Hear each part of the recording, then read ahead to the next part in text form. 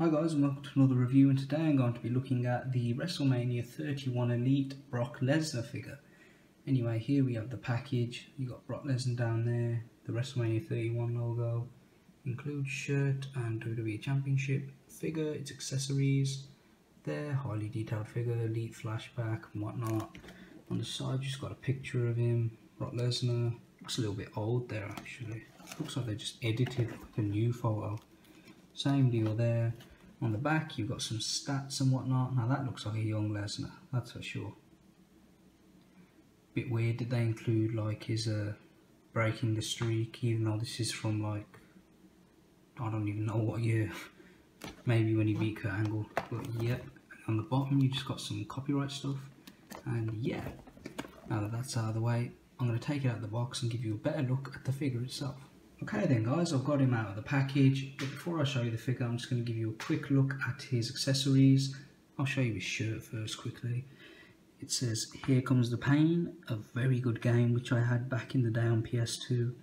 You've got the kind of tattoo that he has there on his back of his shirt. Brock, well, it's not like this actually, it's quite different, but it's kind of similar. And it attaches, you know, by untabbing these. I'll give you a look at that in just a few minutes. The Undisputed Championship, which is my second favourite replica, well, belt I should say, behind the big gold World Heavyweight. Looks really cool. All the appropriate paint has been removed and whatnot from the belt. It looks really nice.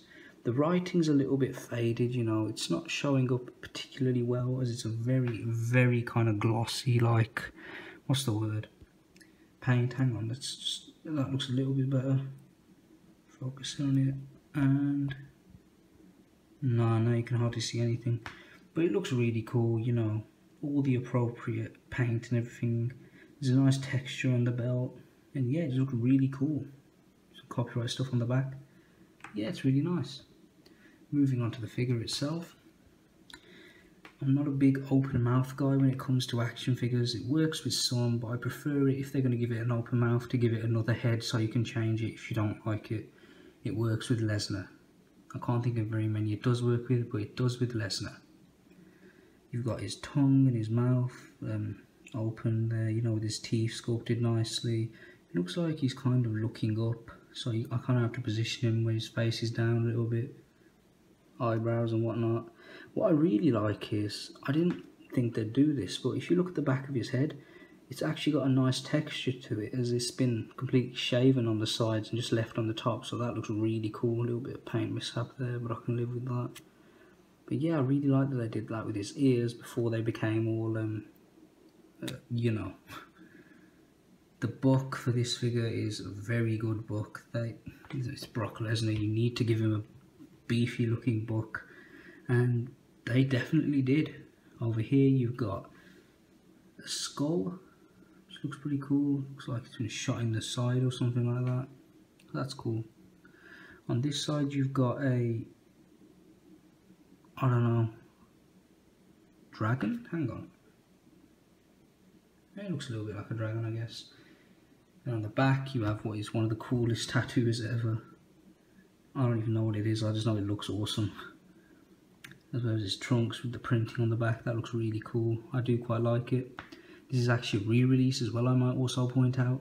The only difference between this and the original is the head sculpt, and the other one came with elbow pads that you could put on. I don't know why they didn't give it to this guy, but they just didn't. Yeah, it looks really cool.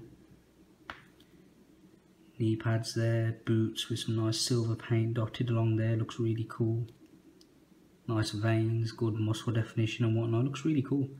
For his articulation, he has a swivel in the head, moves a little bit funny, almost like there's something kind of pulling it back to one spot. He can look up, he can look down. Ball hinge shoulders, which also swivel. Swivel at the bicep. Single hinged elbow, once again, really wish they'd moved to double. Swivel and hinge in the hands. He can crunch in that much, and he can look up that much, so he looks up a nice amount. Got a swivel in the waist, a little bit on the loose side. Ball hinged legs, which the basics don't have. Thigh cut. Double hinged knees. Swivel at the boot. as well as a hinge. I'm not sure if it'll work. Yeah, it's working on him. Hinge, so you can hinge it back, you can hinge it forward, and it has a very, very slight ankle pivot. To be honest, I'm not even sure that's a point of articulation. I just think that's where it gets loose after you try and move it, because they're so tight, the ankles on these figures. But yeah, what I'm going to do now is I'm just going to quickly put this shirt on, but it's a real pain, no pun intended, so I'm just going to take a quick break and I'll put it on him. Okay then, here we have Mr. Lesnar with his shirt on. I hate it, it looks stupid, it's far too baggy, it's just too big. It looks alright from certain angles, but then from others you're just like, that just looks ugly. But yeah, I really don't like this shirt. I'd just play without it.